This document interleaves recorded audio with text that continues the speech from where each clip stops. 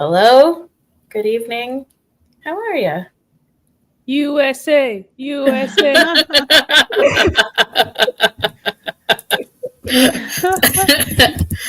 Hello, Expired Milk, and hello, Essential Gamer. Hello. How are you two? I'll let you go first. The power's on. There's no Yay. military helicopters overhead. Small For now. miracles. That's good. How about you, Existential Gamer? Good. It is cold. Very cold. But I'm inside, so it's okay. I love this. This happens every now and again. Someone will say in the chat that they forgot the stream was open, and then when we start, we scare them. Oh, that Always happens make all me the laugh. time. I'm like, who's that? Hi, Jump. Hello to the chat. Hi to all the lovely names and faces, Enlightened Female, Cheshire, Julie and Lily, Ballistic and Summer and Sarah and Fax Machine and Pussyfur. Oh my God. Hello. Everybody here. So it's Trump Day 1. And we had Expired Milk and I were going to stream a different topic, but then we thought everyone is talking about everything that happened at the inauguration yesterday and executive orders today. We thought, yeah, we should just talk about all of this stuff and use it as like a vent sesh. I love a good vent sesh. Yeah. Oh my goodness. Hi, friends. Camille and Miku and Void and Cold. Void and Cold. Hi. Haven't seen you in a while. I'm not dead, she said. I'm not dead Welcome yet. back to the land of the living. We can also use today to plot how to steal the United States Constitution. Oh, speaking of, great segue, Expired Milk. Speaking of stealing the Constitution. Okay, so apparently the U.S. Constitution page of the Government of the United States website was dark today. It went totally dark. Oh, interesting. Okay, so Void and Cold says their site is down. I hope that's all it is, because my friend was the one who told me about it, and she was like, what's going on? Auspicious and ominous. Right. Like, why Site is down. all days, though? Like, for it to go down. I don't know. Yeah. So I'm not American, but stuff that goes on in your country affects and impacts stuff that happens in my country, and you know. I apologize on behalf of the entire United States of America. Thank you. February 1st, 25% tariffs on whatever we get from you guys, like oil. Yeah, there's that. So, yeah, what do y'all think about the stuff at the inauguration yesterday, the executive orders of today, etc.? I think it was all pretty on brand. Mm-hmm. It's kind of like if you've got someone who every day they wake up and say they're going to do this thing, and then 1,000 days in, they wake up and they actually do it. You're like, well. I can't believe they did the thing. Yeah, I guess leopards eating people's faces party. Exactly. Yes. Yeah, I guess I'm more just annoyed, and this was the same with the last Trump presidency, that things are set up in a way where it's even allowed to go down like this, where you're like, referee, can someone please check the rule book? I don't think. And you're like, maybe, we don't know. We have to like have a hearing about it and then break for 90 days and then come back. I feel like the last Trump presidency was like the first form of a boss that you fight. And it's not that bad. And then this presidency is like final form. What he transforms into, and you're like, oh shit, I'm fucked. I'm just gonna, it's like it's even more intense. Because they didn't have this many mask off plans that they freely talked about, and now everyone's shocked that they're implementing the last time. Not as many. Yeah. You know, least of which Project 2025, which didn't exist back when, or wasn't talked about back when Trump was first president. Yeah. What were there any official executive orders signed today? Do you know? I don't. Yeah. So I There was did the one watch. about biological sex, Oh, which yes.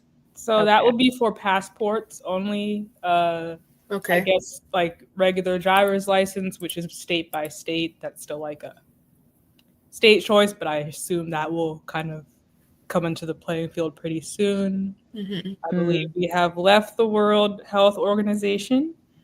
And according to PBS NewsHour, I guess the U.S. was behind something like a third of the funding for that org. So who knows what's going to happen there. Ouch. We have a whole lot of stuff that got passed on immigration, but historically, very Okay. the president historically has always been able to make very sudden changes on immigration. Like if you remember the past Trump presidency, there were a couple of days where all of a sudden the airports were all messed up because all of a sudden various people thought they would or wouldn't be allowed to get in or out of the country at any given time. I think the main app that many people use to get appointments to immigrate legally was shut down pretty much before yesterday's party even ended.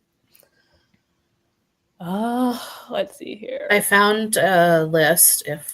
Oh yeah. Oh yeah, let's bring it up. Let me just.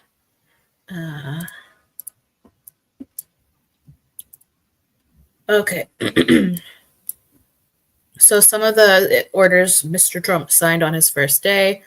So freeze federal hiring, except for members of the military or positions related to immigration enforcement.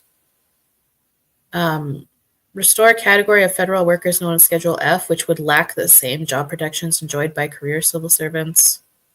This is great. Grant top secret security clearances to White House staff without going through traditional vetting processes. Oh, fantastic. Yeah. I also believe he also straight up fired a whole list of people already in government who just don't agree with him. That's something that's going on right now. Great. Yeah. Immigration and the border, bar asylum for people newly arriving at the southern border. Only the southern border. Yeah, that's the southern one. Because that's where the brown people live. Exactly. White Canadians who want to come south from the north, that's no big deal. Ugh. I know. Move to end birthright citizenship, which is crazy to me. That is insane. How far back are you going to go? If you're born on this land, like what are the criteria here? It says for the children. Yeah, they were talking. Apparently, even if somehow an amendment is taken off the list, it can't be retroactively applied. Right. It would just be going from, tomorrow onwards. Well, that's at least good. I mean, what if you're 35 and your parents have never been legal and you've just been living here your whole life? I mean, right. It's so weird. Then I guess if that 35-year-old has a kid next week, then yeah. More stuff about declaring the border crossing a national emergency. Wow.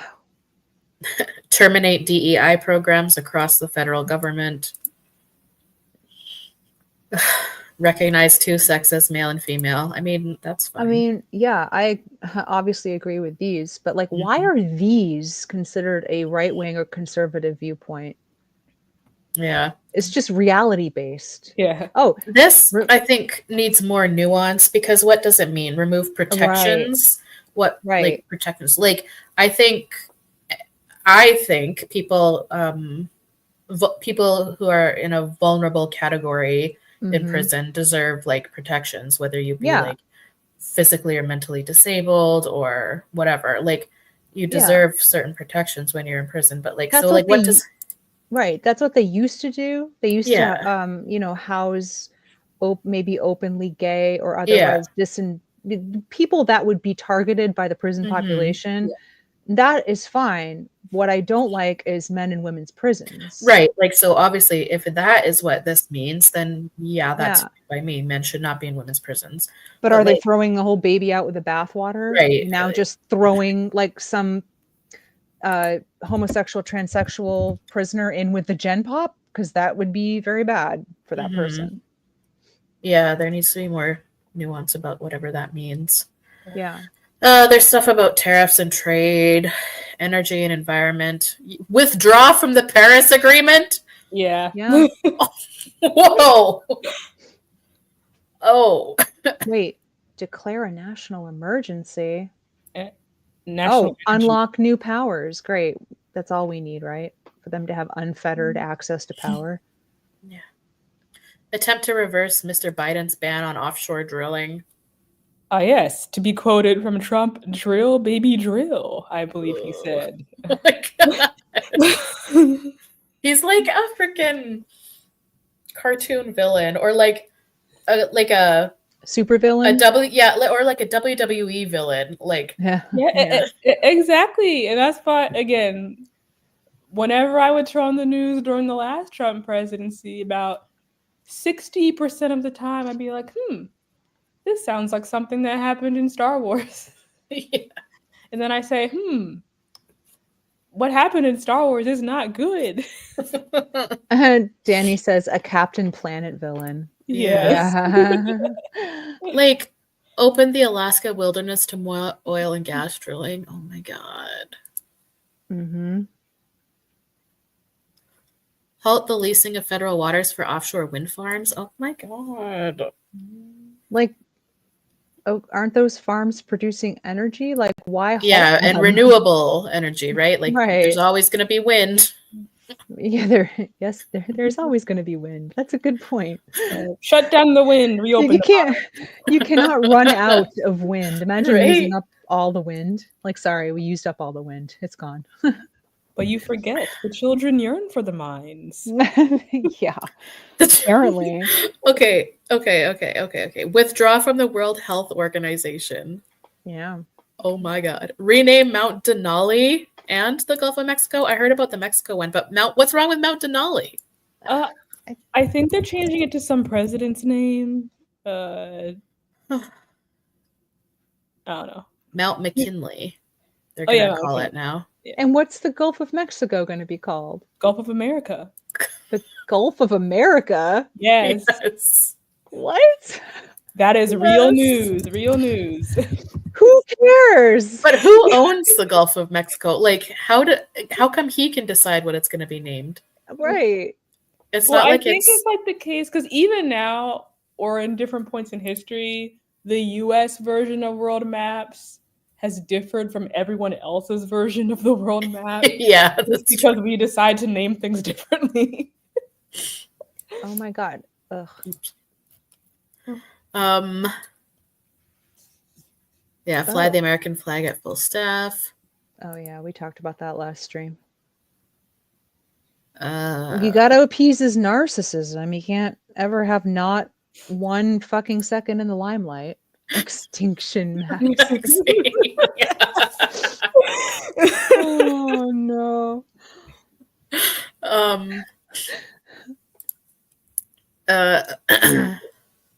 Elon Musk, oh God. So that's just a couple of the things that Trump is working on today. Oh boy. And what about Elon Musk? His boyfriend? Let's talk about him. His bedfellow. Any thoughts on Musk at the inauguration yesterday? Other than his very obvious Hitler salute?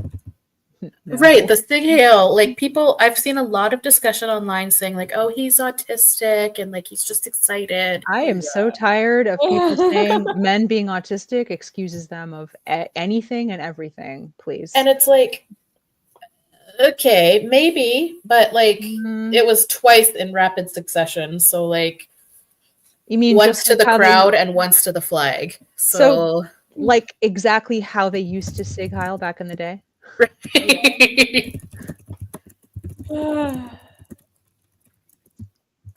I feel like we always, particularly with men, we just give them this excuse that, oh, they didn't know what they were doing. I said, no, odds are they knew exactly what they were doing. Yeah. Musk is fin to be a problem, though I kind of think back to the Steve Bannon days. You remember him? Oh yeah. So for a little bit, like all the media was saying, oh, like Trump doesn't know anything, and it's really Steve Bannon who's pulling all the strings. And then next thing we know, Steve Bannon has been like ousted from everything. Like, did he get arrested for something? I don't even know. But he was just gone. So I kind of wonder if the same thing would happen with Elon. But I saw people pointing out, well, Elon's not as much of a threat because he wasn't born in the States and thus has he can't be president. So maybe he'll be kept around because of that and because he has lots of money. I also saw I don't know, like the main big news provider in Germany, like I don't know, like their New York Times kind of thing, like posted an article about how like no, that was definitely a sig hail.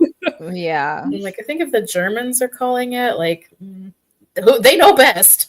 Yeah, right. But personally, for today, I had never looked at Nazi salutes very closely. But of course, if you just go on Twitter, half the news is people comparing this to like all this historical footage. I said, yep. I mean, since I've entered the chat for this, it looks pretty accurate to me. If it walks like a duck and quacks like a duck. Right. Yeah. No, Elon is not some genius. Come on, he's just rich. That's it. That's He's it. rich and he likes power and attention. Yeah, right. big time. He's got like 12 children from something like 6 or 7 different women, and he knows and takes care of like none of them. Right. No, he's just rich, and he snowed all the bros that worship him into thinking he's some kind of genius, but he basically uses other people for ideas and then just touts himself as some kind of genius, and he's not.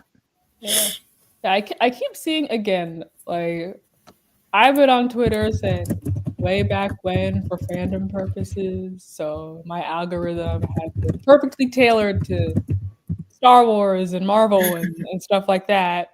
But then all of a sudden, like, in the past month,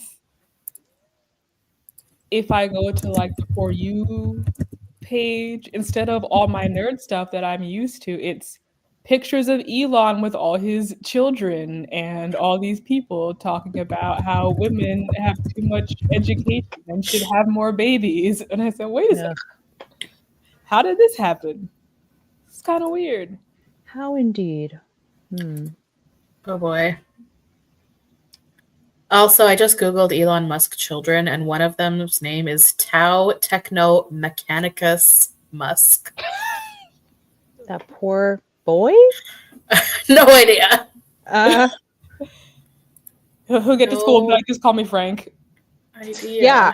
He's going to be changing he's going to either have a nickname or he's going to change his name ASAP when he's 18. Oh, wow. One of his sons is a trans woman. Yeah. I didn't hear that. I knew that. Yeah. Oh my God. He has twins and triplets. Yeah. Jesus. That is crazy. It says on a July episode of Jordan Peterson's podcast, Musk said that he had lost his son because of gender affirming care. Oh, wow. That's crazy. Had no idea. Yeah. People were saying that's why that was at least a contributing factor to him entering the political sphere, but I think he would have done that even if that weren't the case. Yeah, the chat's talking about IQ. IQ doesn't matter. Yeah. At all. Like my dad, not to like be TMI or whatever, but my dad's literally a card-carrying genius. And I can tell you he's made plenty of stupid decisions in his life. Yeah, I've also heard that the IQ test in general is just very yeah, you can like ballistics says. Yeah. You can study for it. It's based on the knowledge you accumulate by being well educated in the current culture, you know? Yeah. Someone can be very brilliant but just not have access to all that information. Right. Yeah, Jill says Elon is an investor, not an inventor, with a fortunate background. Yeah.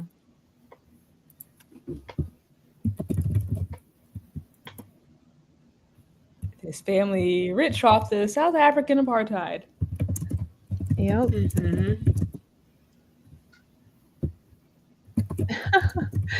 Enlightened female. Yeah, for real.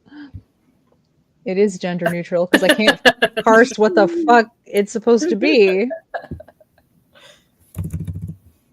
I hope his next kid is C-3PO. C-3PO. I mean, probably not that far off, considering what the one kid's name is, like Seon or whatever the fuck.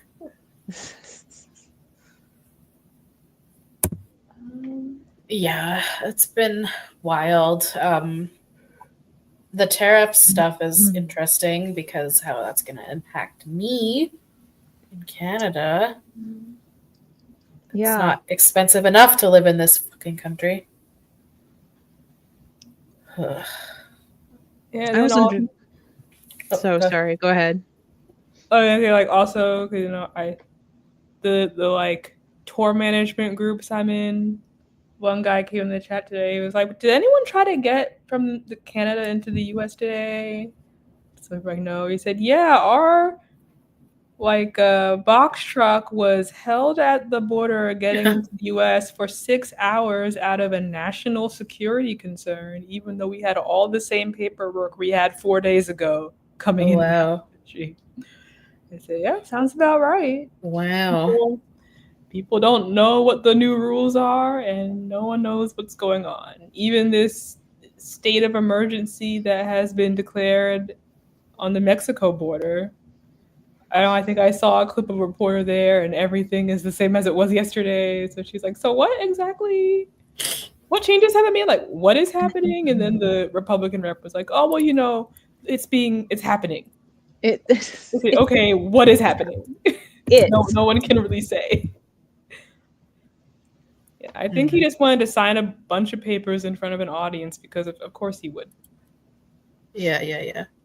What about the mass deportation stuff? Have any of you heard anything about that?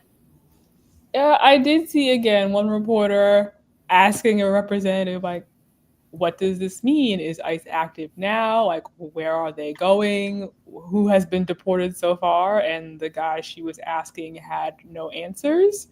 He just made sure to say, yeah, ICE can go anywhere, including schools and churches. So we know where they are, and we're going to get them. And that's all he said. Oh. I just read a thing right now that said federal immigration officers are expected to target more than 300 people in Chicago with histories of violent crimes. It said Trump aides have indicated they may arrest others, like spouses or roommates, who aren't the primary target but are also in the country illegally. Trump has not provided a specific timeline for deportation. Good Lord. Wow. I think I also saw saying he was working with the president or whoever's in charge of India to deport 18,000 people. Wow. In the near future. Oh, Modi. Yeah. The president of India.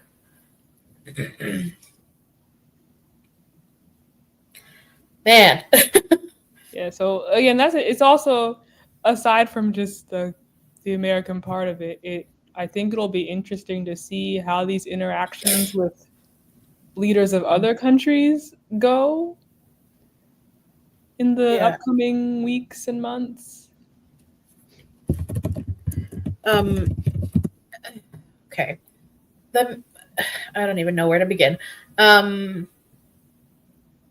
We know that there are millions of undocumented people in the United States, but like a lot of these people are contributing to the economy, are working the jobs that a lot of people don't want to do. Like, why is there no consideration for the way in which things will be severely fucked up if you mass deport millions of people? Because it's convenient to give people an enemy. Right. Yeah, you're right. Yeah, but I was just talking to someone in real life about this. Yeah, for real, Julie. Purely coincidental. That a lot of Republican voters are also like capitalists who own things and who use illegal Right. immigrants. Labor and So stuff. yeah, you know, big farms and whatever industries, you know, tend to employ because they get labor for cheap, right? So why Yeah, are and they could just pay cash under the table and yeah, I don't have to pay the taxes on it, all this stuff. So instead of paying an American, I don't know, like $15 an hour to be a janitor, they can just pay some guy from Mexico under the table, right? mhm. So why would they vote for this? Like I get the 1% doesn't give a shit because they probably won't even be impacted, but But it's like it they have no ability to think into the future. Like it's no, just like, oh yeah, people shouldn't be here illegally. Let's get rid of them. It's like, or well, their racism, well, like that too, Trump, yeah. it, like overrides their like you think that a guy who like owns a giant farm and who has a bunch of immigrants working for cheap seasonally would be like, hey, wait a minute. uh Right. Like they don't seem to consider at all the impact that yeah, mass deportation of thousands to millions of right. people will And listen, I'm like, not saying I agree that immigrants should be exploited like this. I think of it's course not. really vile, but like you you haven't implemented any kind of stopgap measure, you know. Mhm. So you're gonna hire a bunch of Americans, offer them really low wages, and nobody's gonna want to take the jobs. And then what happens to our food supply? What happens then? Yeah. So Yeah, weird. Yeah, it's instant always what gratification? Like the owning Right. Owning the yeah. goods. the They got Browns or rid of whatever. they got rid of the enemy, and now they're protecting Yeah. America from all these military age young men who are gonna do crime. Yeah. So weird. It, Well, yeah. even again after last Trump presidency, people were getting interviewed. Usually, those involved in farming. So they're saying, "Hey, Trump made all these promises that life for American farmers would get better, but by all these metrics, it has gotten worse. What do you have to say about that?" And they're just like, "Oh, it's the Democrats." It's like, "Oh, okay, so there's really no use having a conversation here. You're just not gonna Okay. accept clear data." Trump says, Yeah. here's my tinfoil hat moment. They're kicking out immigrants and they're probably going to be using more slave labor, I mean, incarcerated criminals for these jobs. Yeah, Trump. I actually heard that too. I forget where I read it, but yeah, they said, oh, they're not worried about the labor because they've got a vast supply of people in profit prisons for this. Yeah, I guess Ooh. in all the headlines that have come out in the past day, I will say I haven't heard anything about prisons, which is interesting. Yeah, actually, I neither have I. Not anything at all. Well, I guess aside no, from the gender stuff. right. Well, yeah. I'm pretty sure I saw it on Reddit, and I'm pretty sure it was just a commenter, you know, kind of like how Trump is deducing this. I think this other person also had the same thought, and they were like, yeah, that's probably where it's going. We got gulags coming for these people. What in the hell?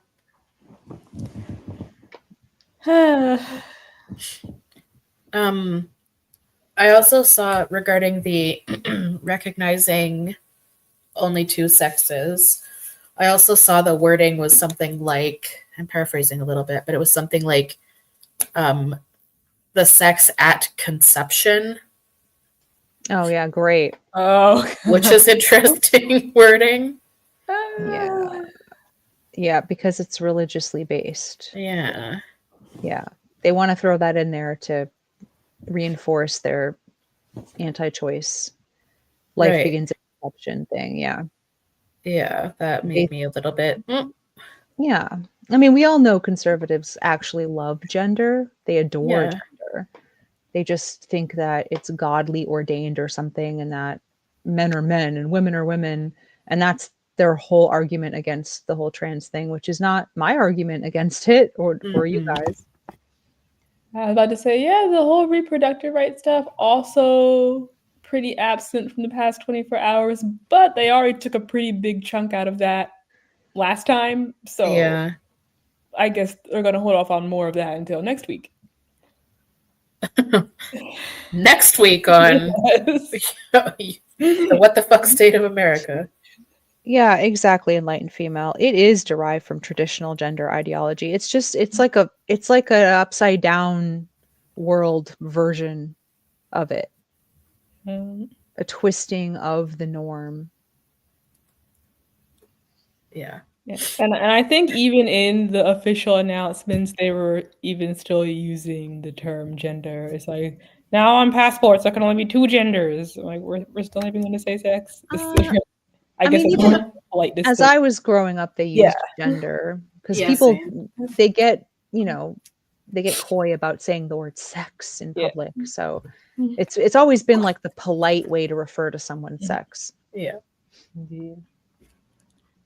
There was a comment in the chat that Julie asked, are we getting a second war on drugs to beef up the prison labor pool? I haven't really heard anything about substances in America in a long time. Isn't the whole tariff thing started because he was like, we're going to tax China, Canada, and Mexico until they stop importing drugs? I mean, I don't really think of Canada or China. Does China import a lot of drugs? Cartel organization. Yeah, so when that headline came out, all these Canadians were like, we don't think we're importing drugs. Excuse you, America. Like, we think you're bringing drugs into our country. It's like, we're giving you oil. That is so wild. Oh, geez, monster kill. Half the prisons will be empty due to the January 6th that pardons. happened too. What was it? Like 1,500 people? Whoa, really? In prison today? Yeah. Whoa! Just got released today. Yes, today. Oh, Trump said you can go, so you can go? Yeah, I think there was one reporter there, but he had to get pulled out of there by police because I guess the crowd of people waiting for Whoa. I did to be released. Yeah. I did not hear anything about this. Okay, so the people who stormed the Capitol, they're just being let go free. Yeah. Including leaders of all those militias that are out, the and all that stuff. Yep. So that kind of seems a little scary to me. Yeah. And not in that I think these people are necessarily gonna be that they're violent, hardened criminals or whatever, but more that just sets a message that it's okay and it's no big deal. Yeah, and apparently on the down low, even Republicans in government were kind of shocked and put off by that decision because they were in the building when this whole thing was going down. However you feel politically, that was an attack on American democracy. That was prime Star Wars material unfolding live on TV. Yeah, for real. But we all know a cult leader has to liberate his true believers. Mm-hmm. Wow, that actually really shocks me that that's just a thing. You can go. Yeah. Julie's comment. I know. That is I'm actually really stunned by this. Yeah, I didn't realize so many 1,500. I didn't realize so many people were involved in the insurrection. I didn't realize the number was that high. Yeah, neither did I. Wow. Are they including everybody associated with people who stormed the castle, as it were? Probably. I assume. Yeah. Maybe people who aided and abetted them or whatever too. Yeah, but I think it's the largest criminal prosecution thing in U.S. history just for a single event. It's just been completely undone in a day. Wow. That is crazy. I'm really shocked by that. okay. So since this is happening, do we foresee a similar something happening sometime in the future? Like World War II? No, just like another type of like what happened on that insurrection day. Like, Well, now the people that they like are in power. Yeah. However, these people aren't from DC. They're out in the woods somewhere. So I do think you'll see more stuff like not necessarily Congress, but like more just kind of state or local government centers. Yeah, that or just, what was that whole thing when all those guys in khakis went marching through Charlottesville and then they the Proud Boys. Yeah. I think you'll probably see more stuff like that because people in general are just feeling more emboldened in their beliefs now that it's being reinforced. Yeah.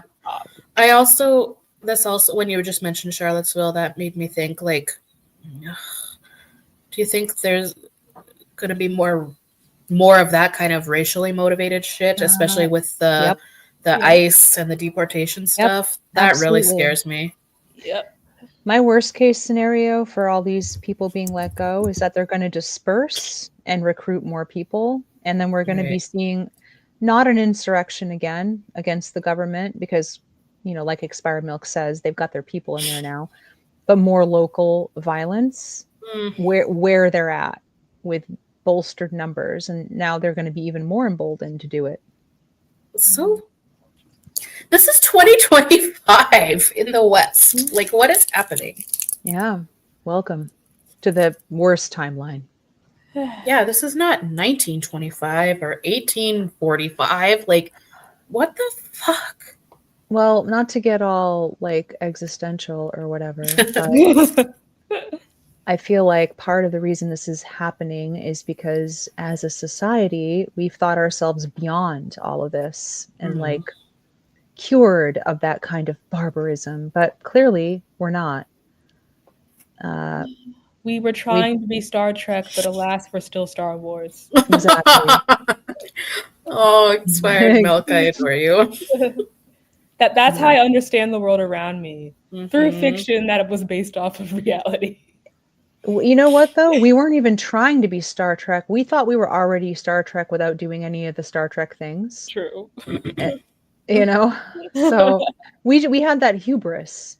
We were like, oh, look at those photos from the Jim Crow era or World War II, and oh, that'll never happen again. We're enlightened now. We would never do anything like that. You mean? Meanwhile, a billionaire oligarch is inside the White House sig-hailing. Yeah. Like, what the fuck? Right. And again, I thought it was so like pointed that like Elon and Amazon guy and Google guy, whoever they are, all seated in front of actual politicians. Yes, that really actually sent a scary message to me when it was Zuckerberg, Jeff Bezos, and Elon sat in the in the front row where actual government officials were in the second row. And those three dudes control like the most powerful communication platforms in the world. Yeah. I don't know, man. I don't know. It's not even shocking to me. It's not even surprising to me at all. All of this. It is a little to me. Because it's like, even if it was like somewhat, obviously these tech giants didn't pop up yesterday. Even if it has been on the down low like this for a while, it was just, again, so blatant in the way they're presenting it now. You're like, oh, wow, you don't even care what other people think anymore. We're just going to go full out. Right, mask off. Totally off. But yeah, like you're right. They've been laying the seeds for this for a long time. I think America has a real problem with worshiping wealth and equating that to being our salvation or being better than the rest of us somehow, that they'll solve all of our problems, that they have our best interests at heart. And they don't. Okay. Some interesting stuff. Tori said, I saw a video that was like, have you noticed people have stopped saying it's 2025 as much as we did in the 2010s? we've seen it get worse in so many ways. Can you expand on this, Tori? I'm not like, what do you to interpret this to mean? Oh, is it? I wonder, does she mean like they used to be like, it's 2015. Why are we still doing these things? Okay, But okay. people stop saying it because things are worse now, so they can't say that because Okay. people would hear that and think, well, yeah, things are a lot worse now, so it's on par for 2025. This is great. I don't know. Great too from Fax Machine. I feel like Americans are very distracted by red versus blue, good versus bad, black versus white, to the point that any meaningful class analysis is impossible. The spectacle of Trump and co. is so blinding, no one can see the actual problems facing the country. Yeah, very much so. It's like, very us versus them. Yeah. Like ExpiredxMilk said, having that boogeyman, that common enemy, further distracts from the real issues. And also our late stage capitalism, where everyone is basically in a dopamine stupor. Like, what are all of us doing? We're trying to survive. We have low wages. We spend our money on whatever pleasures we can get.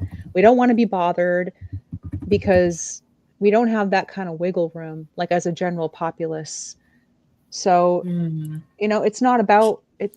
Most of the normal people are just about like the next thing they can buy, or, the next drink they can have to forget about it, or just like, I don't know, whatever will hit that pleasure center in their brain to kind of make them forget for a while. Yeah. How shitty things are. That's when they're not focusing on a common enemy like immigrants.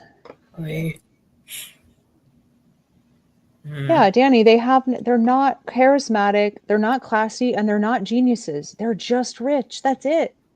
They have wealth and they can buy whatever image they want. They can fill up their entire companies or cabinets or whatever with yes men and put out this image that makes non-critical thinking people worship them for qualities they've never had, ever.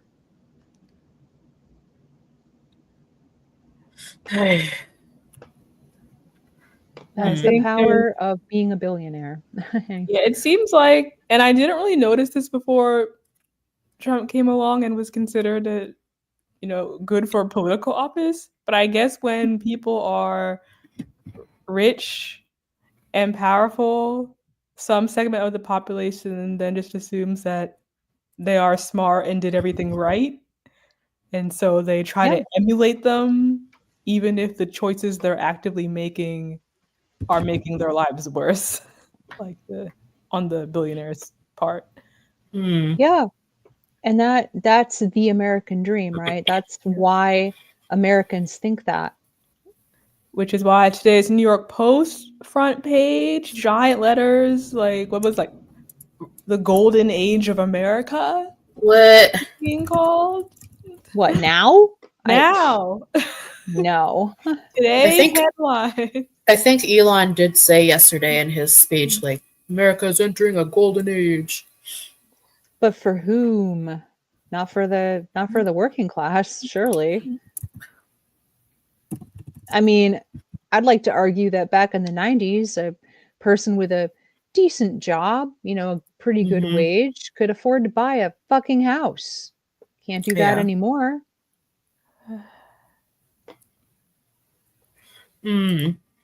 So many of the presidential orders are so harmful to workers and to the institutions they rely on, and yet those same people are like, he will save us. Yeah. Yeah, it's always been baffling to me that people just so severely vote against their own interests. Americans are infected with the American dream, which basically lies to everyone and says, if you work hard enough and you have the merit, you will succeed. And a lot of people here think of themselves as just like temporarily embarrassed millionaires. One day their ship's going to come in. They just got to work harder. Unions are evil. Communism is evil. Socialism is evil. You just got to pull yourself up by the bootstraps. Don't complain. And this is everywhere here, everywhere. Those immigrants are stealing our jobs. Okay, you want to go work those jobs because you've never wanted to before. Right. They're not stealing any jobs. They're taking jobs that no one else wants to work. Yeah, they're literally being Like, exploited, and you're yeah. blaming them for that. Yeah, you know what, Julie? It is even worse than the Gilded Age now. Like exponentially. We talk about the Gilded Age and we look back, again, it's our hubris. We look back and we're like, wow, that was pretty fucked up.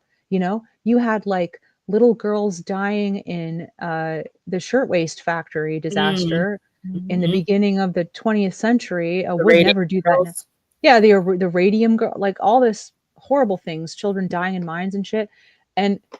And then you see how the fucking Gatsby people lived in their mansions and summer homes, and you're like, wow, we've evolved so far beyond that. But look at today, it's even worse. The gap is it's Rockefeller couldn't even dream of the wealth and the gap that exists today. Yeah. Yeah. And now people are saying, well, look at the Gilded Age. They worked so hard, and now people are just at home playing video games. They didn't. I think one of the things that was kind of weird to me today was the whole, all the government workers need to be full-time in person now. I said, oh wait, was this bothering people? I don't. Right, like who cares? Why is that an executive order from the president? Yeah, I don't understand that. I have my own theories about the whole work from home thing.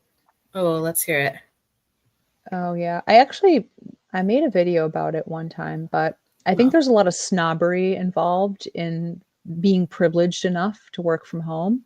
Yeah. And I think a lot of people in the, of a higher echelon, let's just put it, don't like the fact that your average wage slave can just sit in the comfort of his or her home and work and be trusted like that. They're like, no, you need to be management or executive before you get that privilege. Like, you need to be in the office so we can micromanage you, treat you like a cog or a child you can't have anybody's eyeballs be taken off you for a second. I think there's just a lot of like, snobbery, basically. It's like, we can't let the peons work from home. That's too comfortable. They need to be inconvenienced. They need to spend their gas. They need to go into an office, even if their job literally, because I get some jobs just can't be done from home, obviously, right?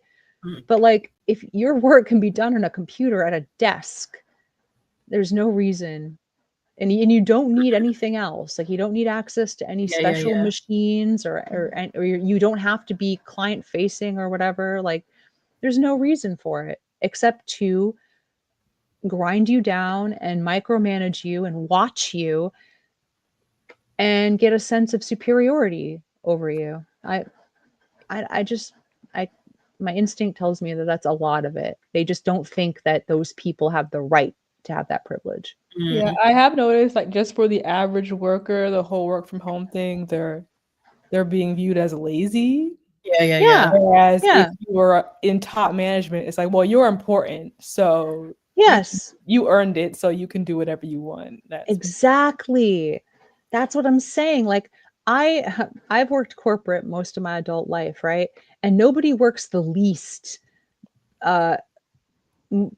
more than like top executives. All they do is they go to meetings, they work from home, meetings that could have been emails, and they have like 2-hour client lunches or business lunches, and it's just, how are you working hard, sir? You're not. I want your job and to make $300,000 a year. That'd be great. You don't do shit. This is relevant to something that happened to me today.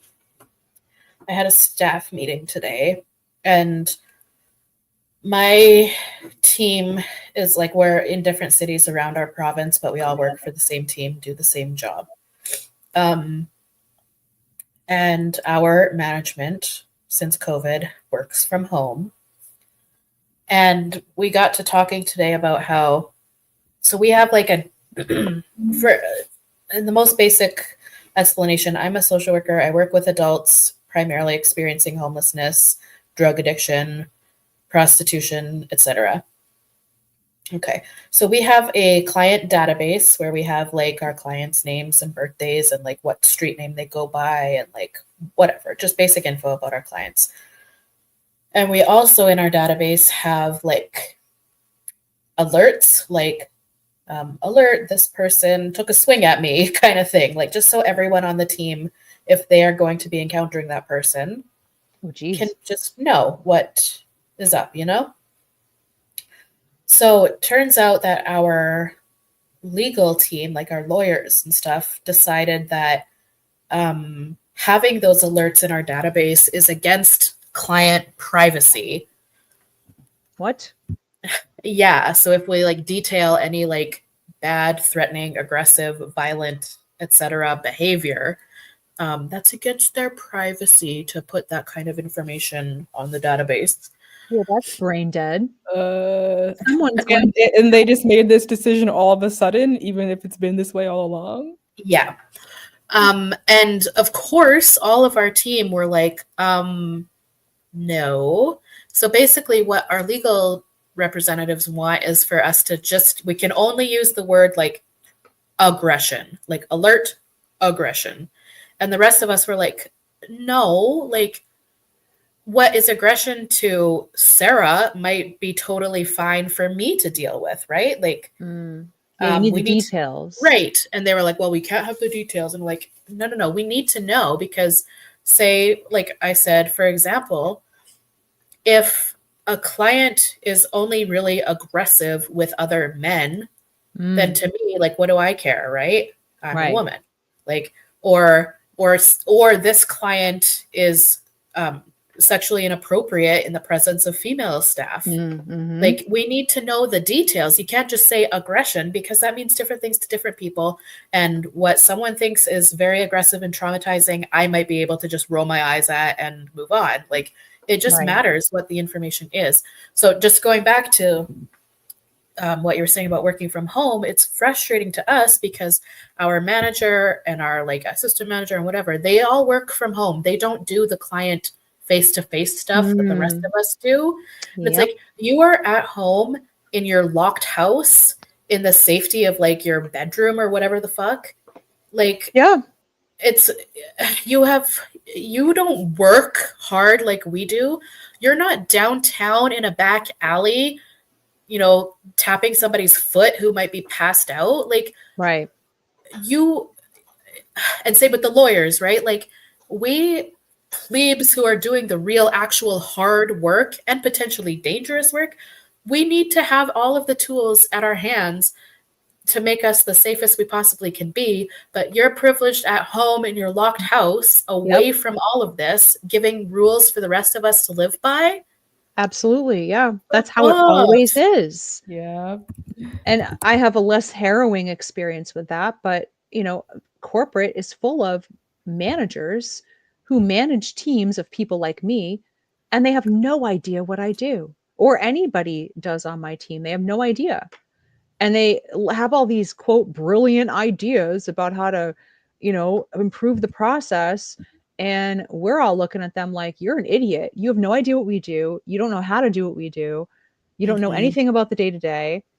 And even if they're like, well, you know, send me an email and detail what you do every day, that doesn't help. They still don't understand.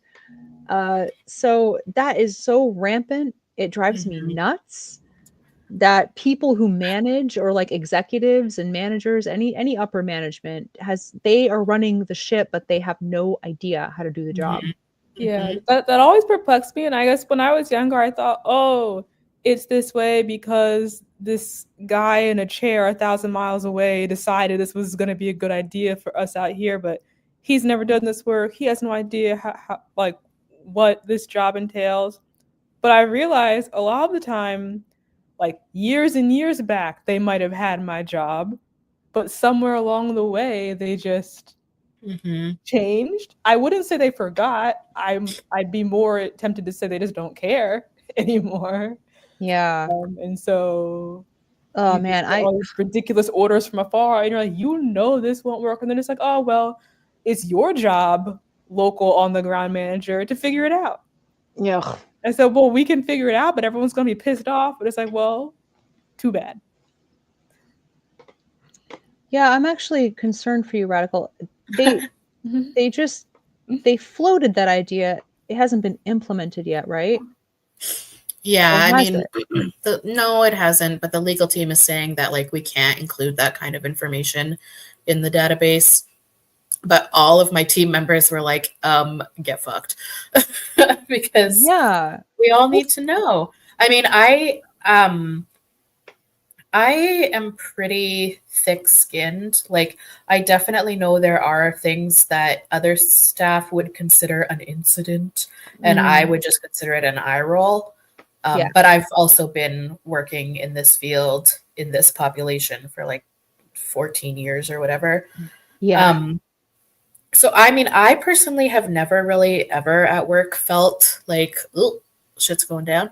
That's not to say I haven't had incidents. I have. Right. But I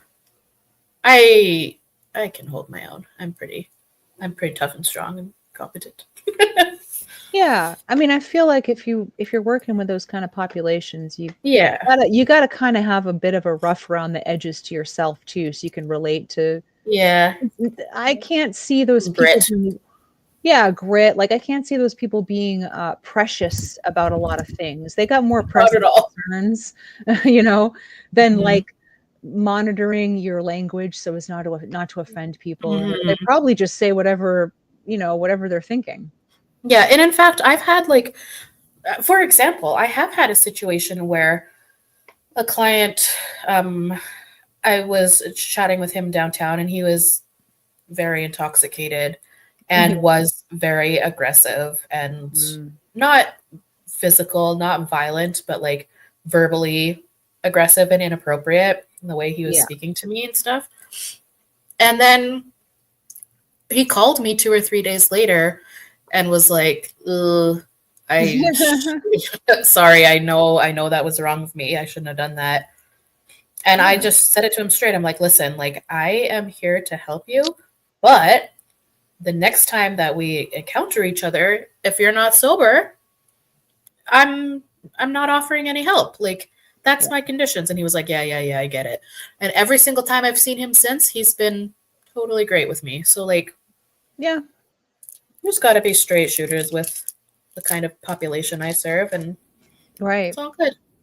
I always say that knowledge is power. So why would you knowingly leave information out of a report you're doing? Well, this isn't just abstract ideas that you're leaving out. This is real life possible physical harm that could come to people. Yeah. Like, yeah, maybe there has not been a violent incident yet, but now you'll never know if you don't have the notes. If something's brewing, it'll come out of left field and someone could get hurt. Yeah. Well, and furthermore, like it's gonna take time out of my day when I open up, Jimmy's profile on the database and it just says aggression. Now I'm gonna have to go to the last staff that he encountered and be like, hey, what does this mean? And he or she is gonna have to take time out of their day to talk to me, and I'm gonna have to take time out of my day to listen to them. Like that's true, yeah. If it was just there, I could read what happened. When you were telling your story, my first thought was like, oh, way to increase the office gossip like tenfold. Because you're gonna have to be like calling these, your coworkers. You're gonna have to be chatting about this. Like, hey, what did Jimmy do? I need to know. Right. And then you're gonna go into a whole thing, and everybody's just gonna be talking about these people instead of writing it in a secure fucking database that only runs over by the office water cooler talking about Jimmy. Yeah. Exactly. Like, how is that better? That's loose information like floating around now verbally in the air versus instead of on the database that no one can access unless they are granted so by IT because they're a member of our team. Like it's very silly, but all of us pushed back and our boss said, okay, I'm going to take all this back to legal and see what they say. And we were like, good.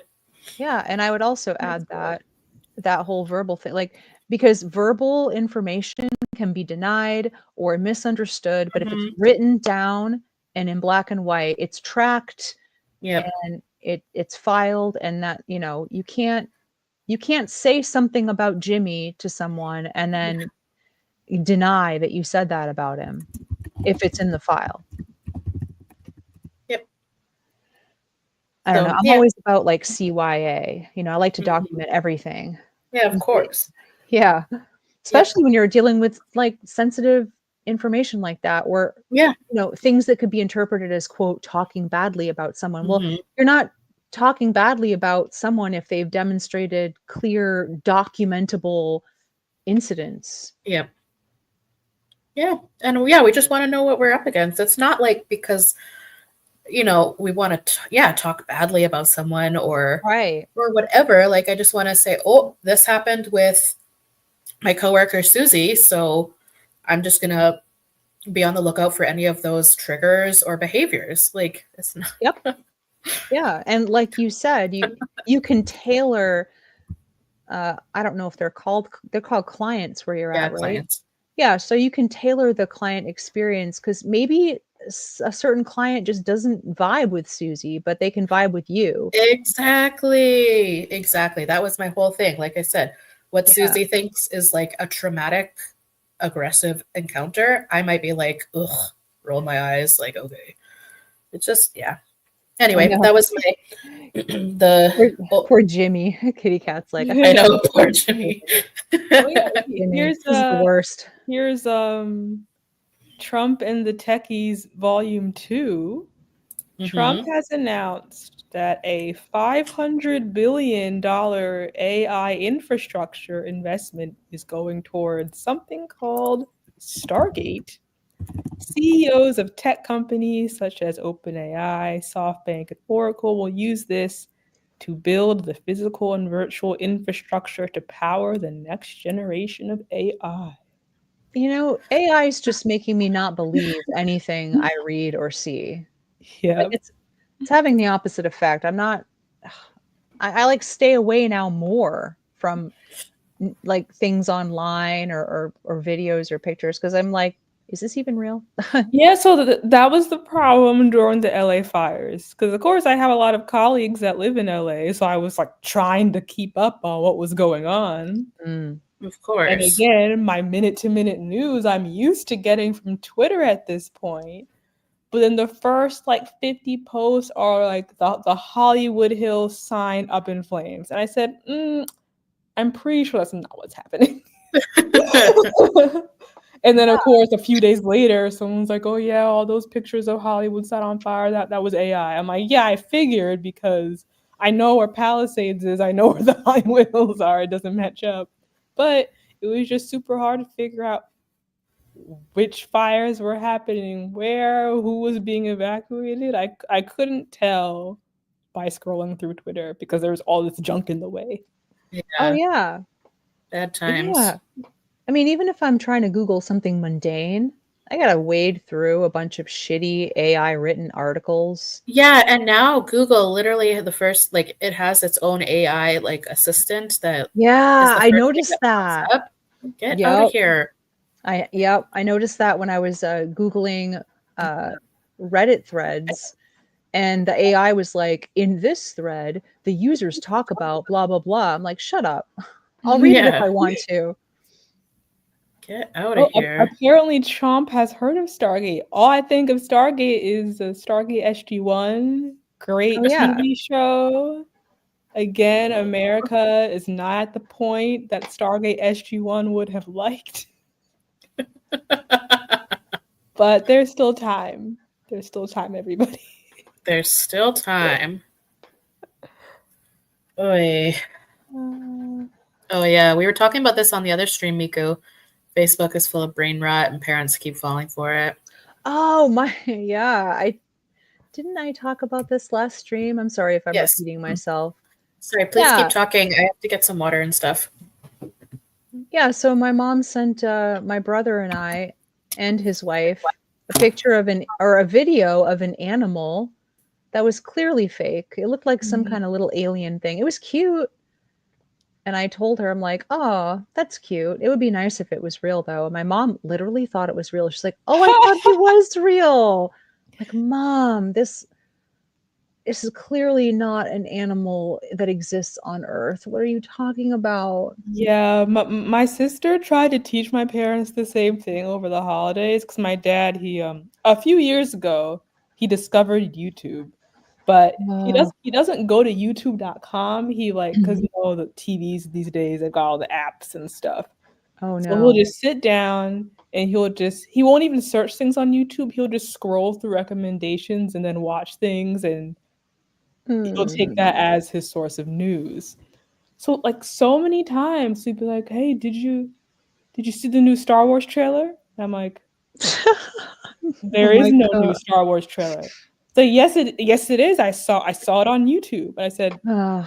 "Trust me, there is no new Star Wars trailer." He's like, "This had like 1 million views." I'm like, it's fake. It's fan made. So well, Yeah. I said, look, let's sit down, pull up this video. I say, see how all this stuff was pulled from pre-existing content, and then this is Mm. clearly like some AI nonsense that they just threw. And he's like, oh, but it looks so high quality. I'm like, and yet it is not real. Who uploaded the video? Let's see. Not a real source. Look, here's the other 800 fake trailers they made. Yeah, and sometimes even in the description, it will say, this is a fan-made trailer, but Yeah, nobody reads that. So, exactly. It's happened so many times, and then what was it? Oh yeah, I think he's also somehow got into the I don't even know what to call this corner of YouTube. oh God. The crisis of masculinity Oh corner of no. YouTube. So You're just over dinner one day, he's like, "Yeah, like it's really the downfall of men, and like no what? one's getting married, and there's not enough babies." I said, "Slow down, slow down." Your dad's being red pilled. Yeah, and I was like, "You need to watch all this stuff because this is where it's coming from, and these are the angles." And he always never liked it when I talked about feminism, but how he's like, "Oh, Well, you're just well, yeah, now we know why, because he's very susceptible to yeah, the red pill narrative, yeah." And I which, say, like, "Let yeah, me tell you what these creators are doing and who they're influencing and what it's all connected to. Don't be part yeah, of that." He's like, "Oh, I never thought of yeah. it like that." I said, "Yep." Listen, not to like malign your dad or whatever, but I've never believed in the narrative that boys and men just innocently fall down the pipeline. I think they see something from it that reinforces what they've already always thought.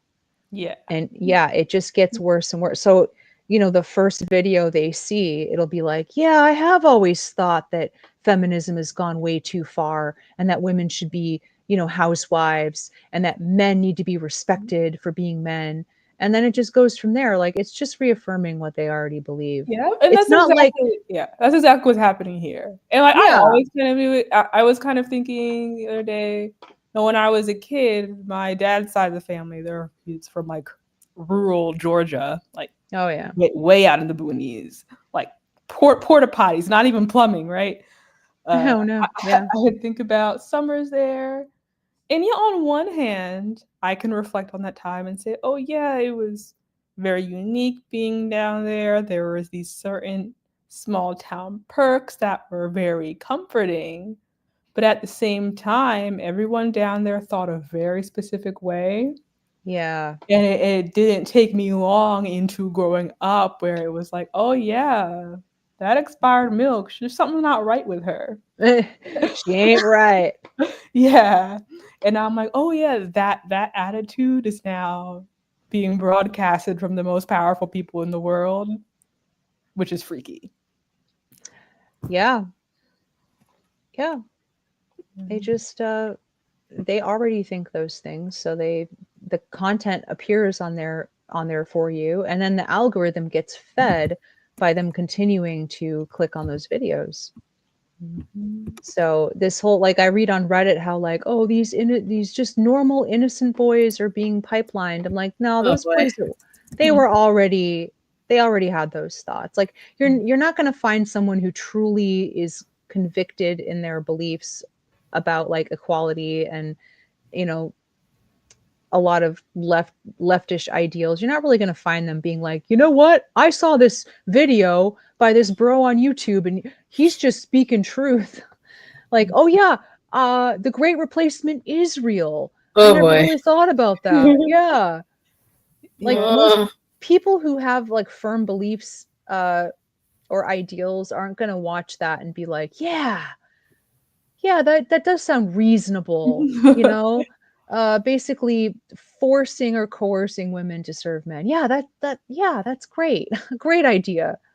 Yeah, I know. I got kind of concerned once when I visited the home of one of my friends, and she lives like a studio apartment out in LA, and she's got like a shelf, like of all the stuff in her apartment, she's just got this shelf, and on it there was maybe 10 books, probably less, but of all the books in the apartment, they were all there. There's no more than 10 of them. 2 of them were Jordan Peterson books, and I was like, A woman? A woman. And I'm like, I was Yeah. thinking, when did this happen? And I didn't bring it up at the time. That was maybe like 4 years ago.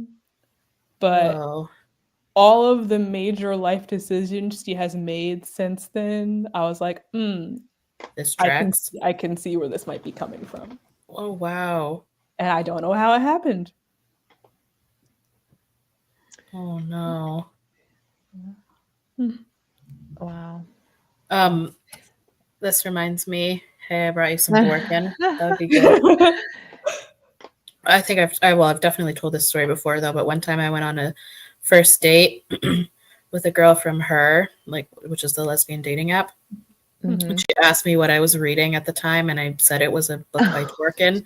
And moments later, she pretended to get a phone call and said she had to go to work. Yeah.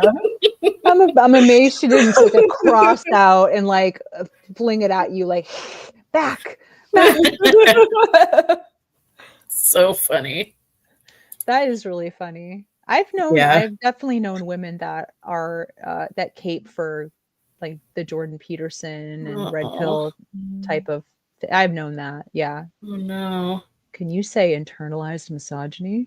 Yeah. Right. As far as my friend's concerned, I was like, okay, well, she did grow up with 2 brothers. I said, okay, but that aside, also since she was maybe 17 and now she's in her early 30s, she hasn't gone more than 2 months without having a boyfriend. Oh yeah. So I'm like, Can't be. Yeah. No. That explains it. Yeah, I can't even talk because when internalized misogyny, extinction maxing. It's so funny. Enlightened female. I know. Enlightened female needs to trademark these words. Yeah, the pick me reading list. Yeah, I can't even say anything because when I was young, I also had a lot of internalized misogyny myself. I was like a libertarian type of young woman. Like I'm talking like 19, you know. And I was like, women already have rights. We don't need feminism, and you know, capitalism is great. But you know, that's how I grew up. Those ideas. It was a very libertarian type of house. Yeah. Well, and you know what? That's the thing is like when people talk about like, oh, this is how I was raised. It's like you haven't wanted to do like any of your own thinking. Oh yeah, I mean, right? Yeah, like those ideas around age 12 or 13, you start getting your own ideas about stuff. Yeah, but some people are just like, well, this is just how I was raised. It's like, oh, I know. And I have to say that even back then, I did have a lot of cognitive dissonance and moments where I questioned and I was like, you know, or I would, you know, honestly feel the effects of sexism and be like, this is fucking bullshit. Yeah. But I had to do work and processing over time to like actually, you know, by the time I was in my 20s, like into my 20s, I wasn't like that anymore. But you're kind of just young and dumb, and you have those moments where you're faced with what is the reality.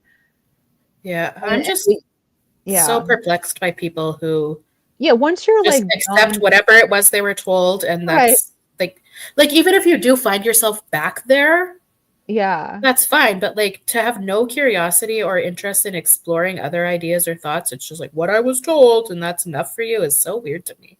what really weirds me out is when people believe in their religion because of that. Yeah.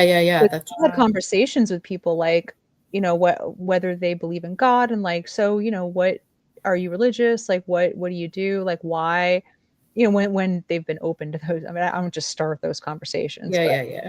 but I've heard a lot of times like, well, my family was Catholic, and so I went to Catholic school, and I'm just Catholic. Yeah, Well, like you're only the religion that you are because of really where you were born. Like if these people had been born in Pakistan, they'd probably be Muslims or like right. But they don't ever question no. it ever. And then it's like, well, do you go to church, and like, do you really like believe? And they're like, yeah, I mean, I kind of believe, but I'm just Catholic. Like, that's just what I am. I don't really go to church. I never go to church really, unless it's a wedding or whatever. But yeah, I believe in God. Like, okay, but do you really believe it? I mean, yeah, I guess. I mean, he's got to be real, right? It's like, dang, you never thought about it? No, they never thought about it. Having these conversations blew my mind. I'm like, how can you just not introspect ever? Not think about anything? You just accept it. Yeah, it's wild. Yeah. So wild. But that's the same thing with like any ideology or belief or politics or whatever, however you live your life. You just do what your family did, or or you marry into a family and you're just like, oh, I guess I'm one of these people now. Yeah, we're all just gonna go with the flow and never think about a damn thing ever. Well, you don't want to rock the boat. No. Unbelievable. I guess most people live like that though, which is like most people do. They don't want to think too much about it.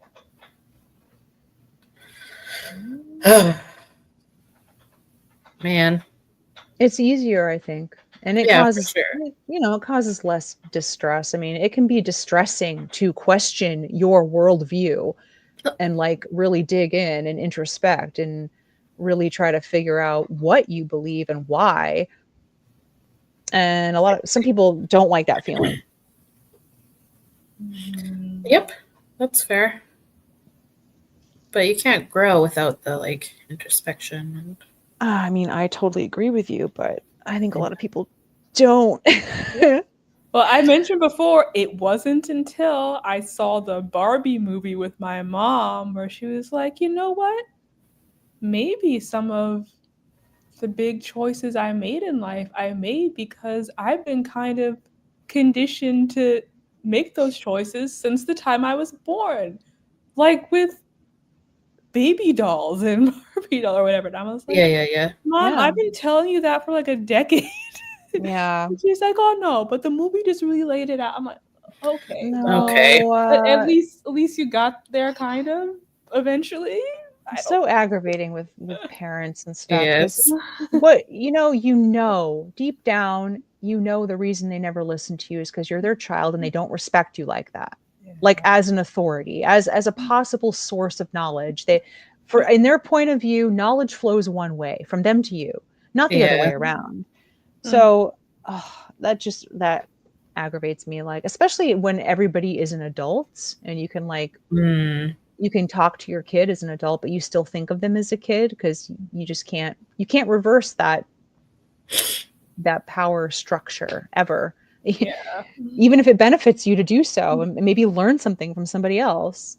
Mm-hmm. And even now when she like slips into the old ways of speaking to me, I'm like, hey Mom, remember when we saw the Barbie movie and you had like those like 72 hours of relative clarity? You should make your mom like you should make your mom a what would Barbie do sticker or something. What would Barbie do?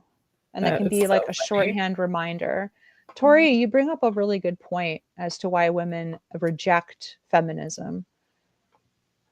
This one?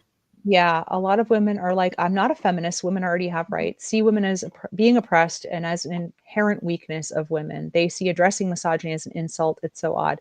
Yes. Yeah, they do. And I can kind of relate because when I was young, that was my primary feeling too. Like, I'm not a victim. Like, I'm not weak. Like, stop. You're just reinforcing the fact that women are weak, helpless victims. And I'm not going to be like that. Even though, Right. Even though I definitely experienced misogyny for sure. Yes.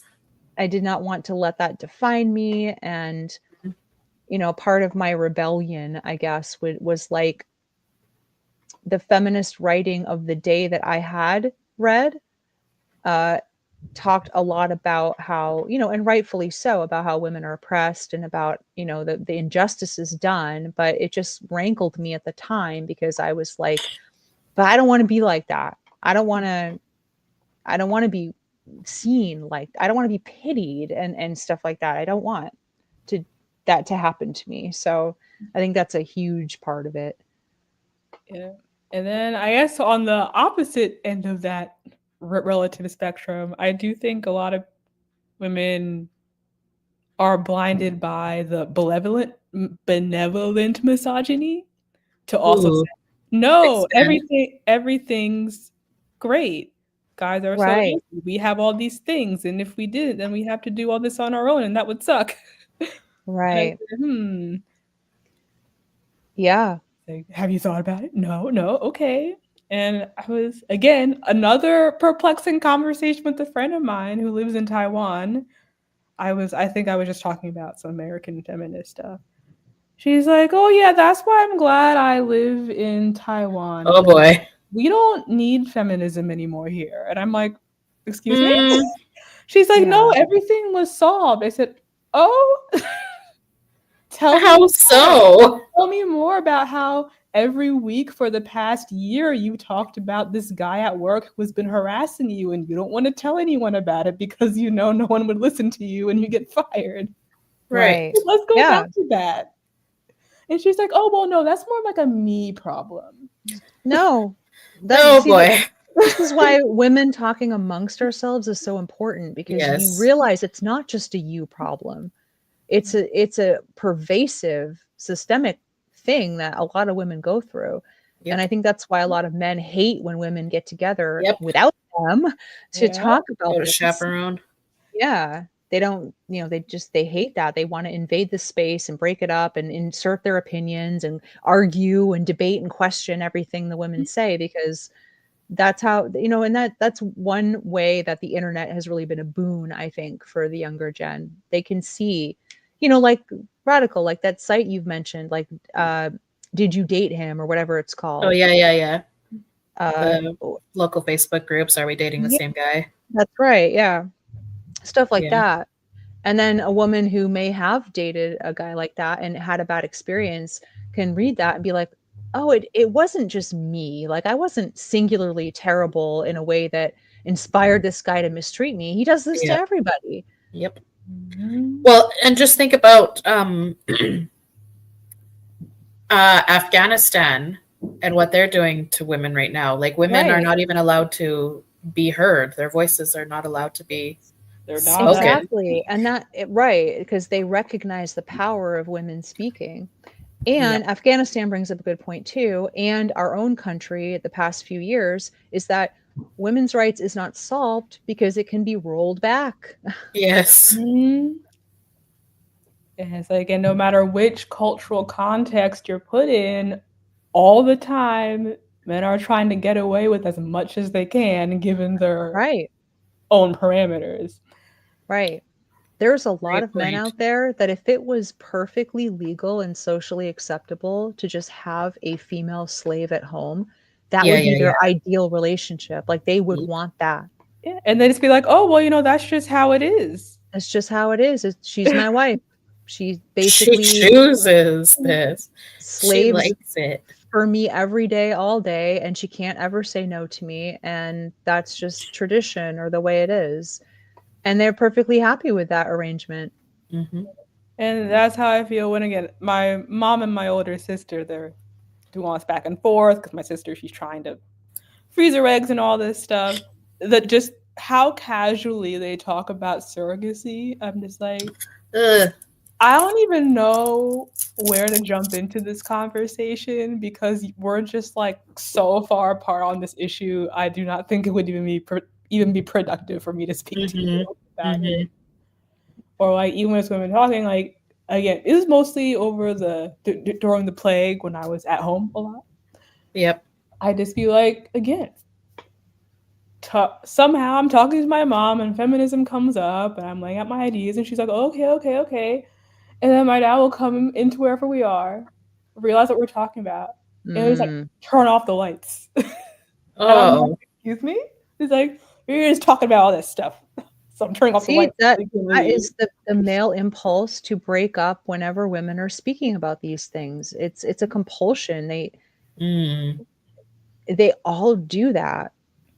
They need to chaperone and observe and then shut it down when it gets too far. Yeah, irradiated woman, that is very true. Yeah. Yeah. That's why the Shudder. Stepford Wives was so popular back in the day. Oh yeah. It really struck a chord. Like imagine being a man who's happy that his wife, like the love of his life was replaced by a robot, and he's perfectly fine with that.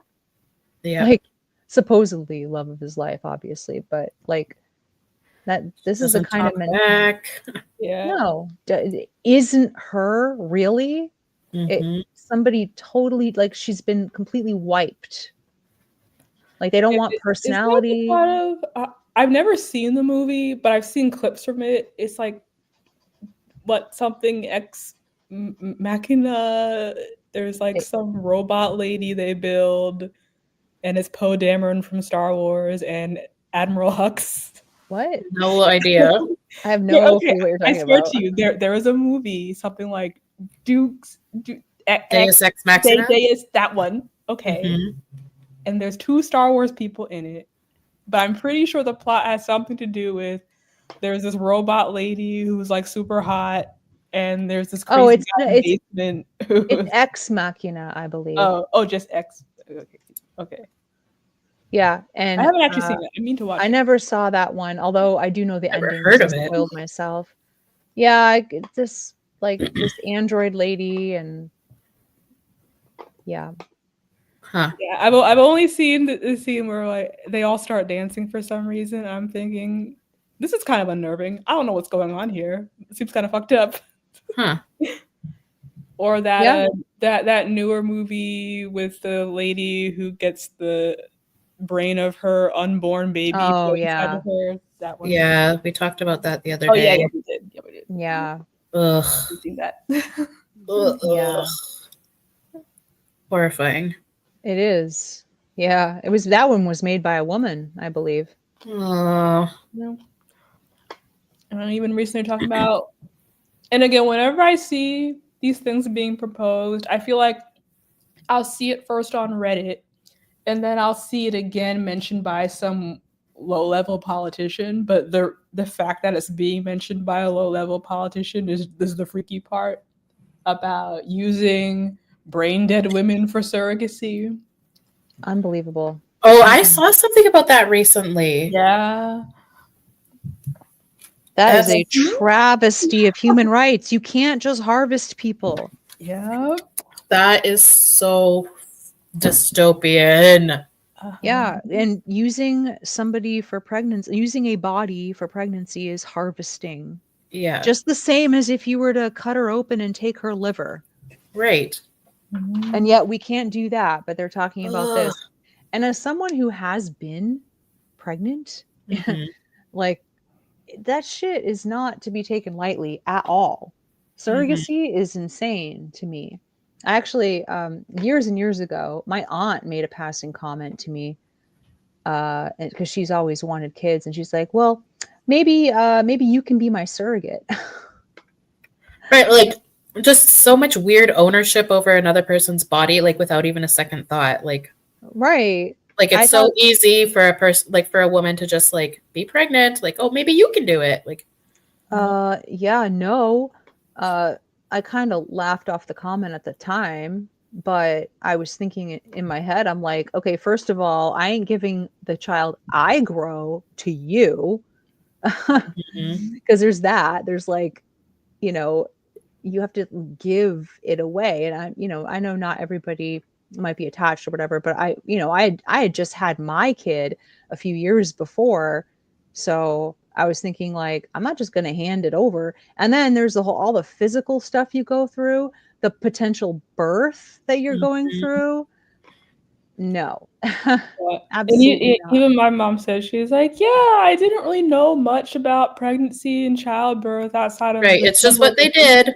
Like, yeah, and she was like, and she even said, if I had known all of that beforehand, I probably wouldn't have kids. Then I said, oh, why do I exist then? Because I'm the second child. Right. She was like, oh, well, I couldn't just have one. I said, yeah, you could have. Like, not to combat my own existence here, but you could have. Yeah. She's like, oh, yeah, I guess I just never really thought about it. I'm like, there we go. Yeah, I just had the one, and women would tell me like, oh, you'll forget and you'll want another one. I never forgot that shit, and I never want another one. That is burned into my brain, that whole experience. And I had an easy pregnancy. Like, it was easy. I didn't have to go to the hospital for throwing up or any of the nightmare scenarios, but it's still really hard. It's taxing, physical. It's like you feel like you're being hijacked, like it's an alien experience almost. I'm sure. Yeah. Like in Alien. Yeah, I mean, that whole movie was basically an allegory for like rape and like forced pregnancy and all that stuff. So very fascinating to tap into that that's a primal horror for a reason though. Like if it wasn't, if it was total cakewalk and no big deal, I don't think the movie Alien would have been as viscerally disturbing as it was. Because I think humans, despite how much we like to deny and like sugarcoat it, I think we know it's a big deal. Yeah. And for me, who cries going to the dentist, I for sure cannot be pushing out no babies. I'm going to the dentist tomorrow morning. Oh. Radical loves the dentist. I do. I'm excited. Oh my God. Wish you luck. That's just like my yearly, checkup, cleaning. Well, the cleaning isn't too bad. Usually. Radical, I wish you could bottle up a little vial of your enthusiasm for the dentist, and ship it to me. Oh man, if it could be bottled, I would be the richest woman on earth because everyone's afraid of the dentist. It was so funny last time I went. I mean, it wasn't funny to me in the moment, but I knew it would be funny later. The dental office, they sent like 3 separate people to come talk to me in their therapist voice, be like, are you okay? Like, we can also do these other things to make you feel more comfortable. How about if I change the TV to like this fish screensaver? And I'm like, look, I know I said, look, I know I'm freaking out right now. You really just need to strap me down to this chair and do what you gotta do. That's the only way we're gonna get out of here. The fish screensaver. Yeah, for me, they always like offer like, oh, do you want the TV? Do you want headphones? Do you want whatever? I'm like, no. Like, I'm happy to just raw dog the dentist. Oh God. Just lay there. Oh, it's great. Oh, the screensaver thing it's just like if she'd been like, do you want me to rattle some keys in front of you? No, thank you. I'm good. But yeah, thanks. And like, on one hand, I do appreciate them for caring because my previous dentist didn't give a shit. He's like, yep, strap her down. Let's go. Yeah, boy. Yeah. Oh, I'm sorry, expired milk. In hindsight, remember- it's very amusing. That's actually a very funny story. That was good.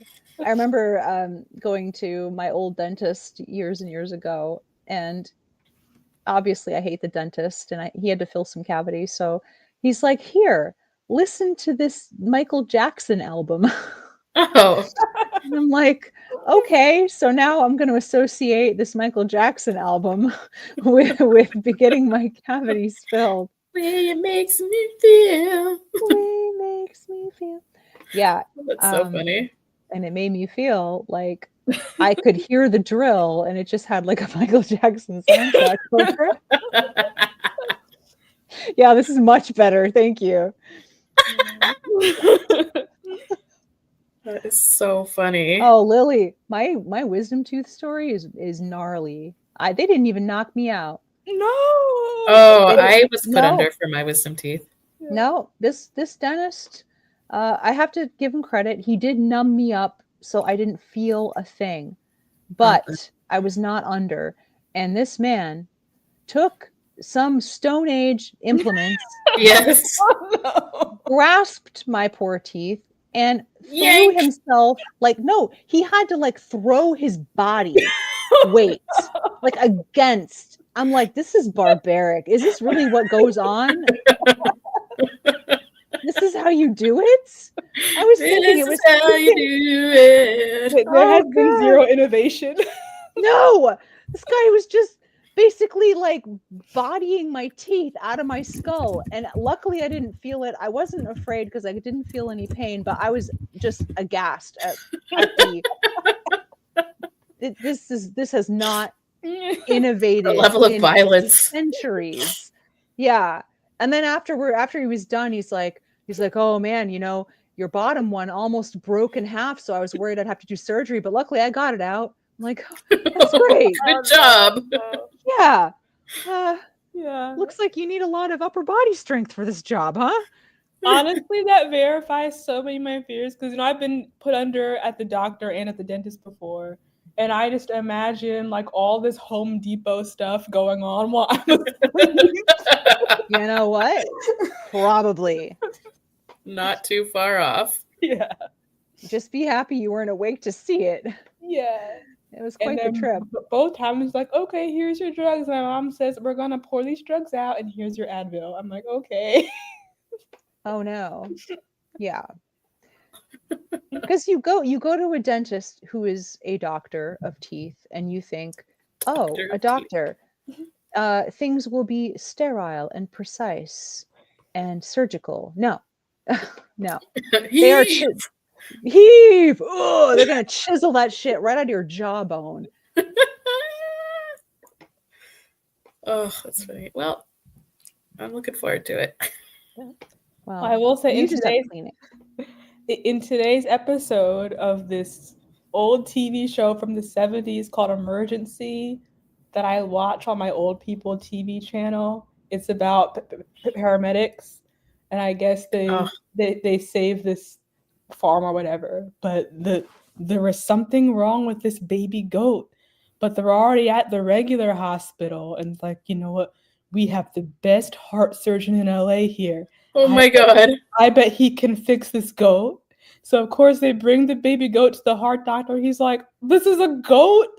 And then so the whole episode is him on the phone with this veterinarian who's just like, why did you bring a goat to the hospital, paramedics? It would just happen so fast. It happened so fast. But yes, the paramedics were standing in the OR while this baby goat was having open heart surgery. Oh my God. So this is foolish, but it's funny. So it's funny. Did they save the goat? They did save the goat. Aww. And it got given back to the little girl on the farm who's like, oh, my baby goat. My baby goat. That is so cute. Yes. On an episode of Grey's Anatomy, Izzy once did surgery on a deer. Oh? Yeah. I hope they tied the deer down. It was in the back of a truck or a hunter's truck. Ooh. In the parking lot of the hospital. Dang. Good times. The least realistic part is being able to talk to the cardiologist you want to. Exactly. While he was working on this goat, how many people were out there? Like, hey. Iconic. That's funny. Yeah, speaking of doctors you want, I have to probably get a physical at some point this year because I haven't been to the doctor in like over a decade at this point. Lord have mercy. Yeah. You know, for a physical, I should say. Yeah. I've been to urgent care and stuff, but Right. but I have to pick a PCP in my health insurance plan. And Oh my god, I do not speak American. Yeah, I'm probably just gonna have to like throw a dart at a board or something because I literally don't give a shit. But I also don't want to end up with like the worst doctor ever. So I guess I'm gonna have to read reviews and stuff. I don't know. Yeah, I was always confused about how that worked because my family, we've always gone to the same like building for the regular stuff. Yeah. But sometimes I'll come in like, do you want to see Dr. So-and-so? And I said, literally, you can list everyone here and I won't know who you're talking about. I just need these forms signed for school. They're like, okay, well, now your doctor is this person. I say, great. I don't know if that's a good thing or bad thing, but here we are. Wild. Yeah. Oh, PCP stands for primary care physician. It's not the drug, I promise. We call it a GP, general practitioner. Oh, we have GPs too. The insurance company refers to it as a PCP though. Oh, very technical. Yeah, GPs here are just, they refer to the doctors that are kind of general skill. You know, you don't go to them for anything specific. Yeah, like general practitioner. Yeah, your PCP can be a GP, and it usually is. And then they'd have to refer you out if you had any specific concerns. I wanted to say I felt called out by my general checkup lady. She was like, You've gained weight. And I said, well, maybe I have, but let me just tell you, last time I was here, it was summer. And now it is winter. Yeah, you're hibernating. And when I stepped on that scale, I had my full boots, my full coat, my full everything on. And you just said, oh no, rookie mistake. Take that shit off. What are you doing? I wasn't really thinking about it. I'm like, oh, if it's gonna go my permanent record, let the record state that. But it's not accurate. Boots weigh a lot.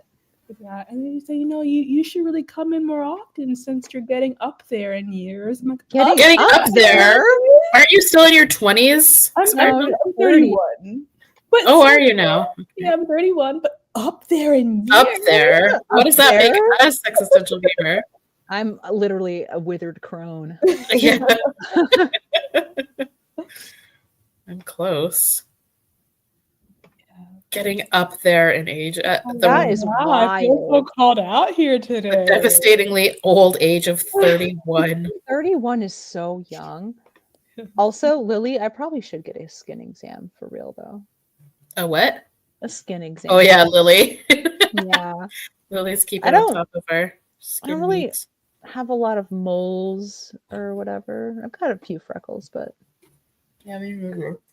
Yeah, 31 being up there. I think a lot of the medical establishment really harps on, especially for women, because 35 is considered like a geriatric. Pregnancy.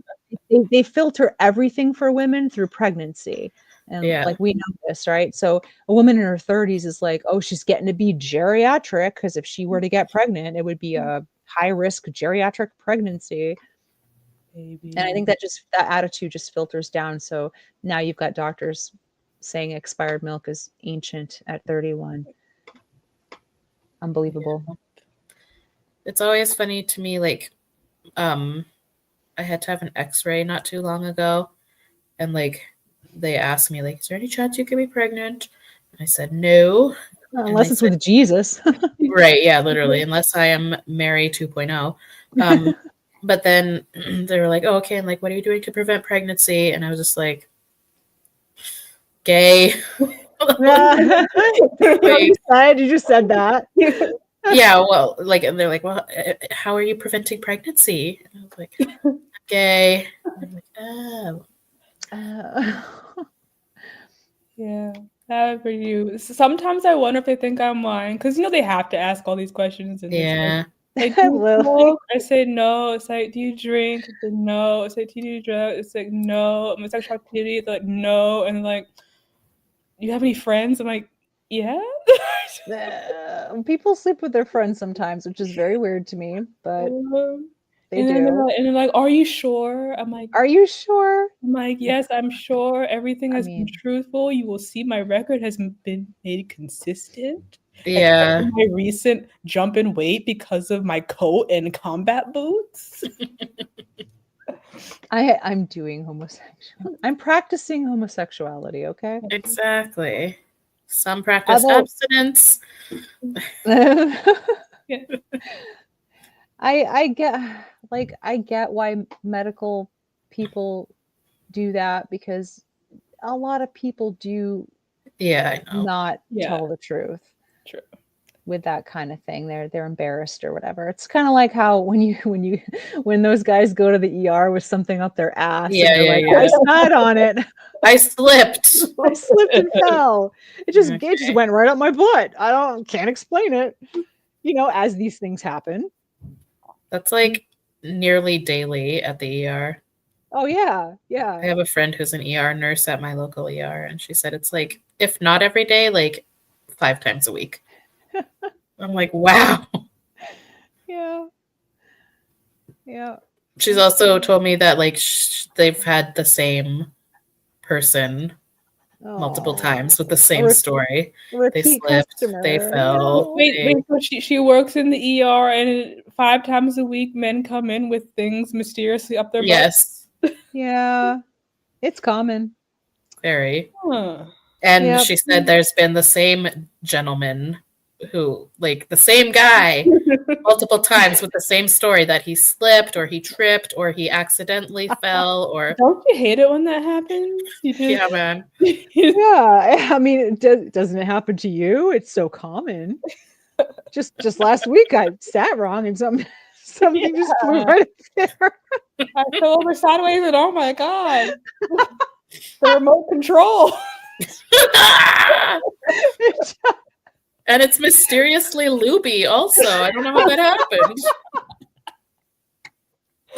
Oh my god. The lube just happened to be there as well. And so when I fell, it squirted and here we are. Here we are. That's how it goes. Jumped up there, fully lubed. What, you don't keep your remote control around? Near the lube?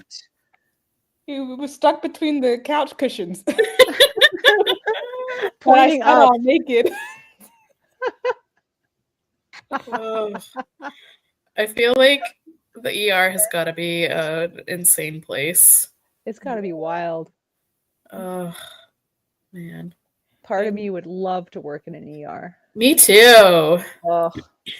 This actually came up with my coworkers the other day because I guess one of them, she has a 10-year-old son and he accidentally jammed a Q-tip all the way into his ear. And but he didn't want to go to the doctor. So she's like, no, so we didn't go to the doctor. But I Googled what to do if that happens. And they said if the pain persists for X amount of days, we should go. I'm like, that's a choice. But anyway.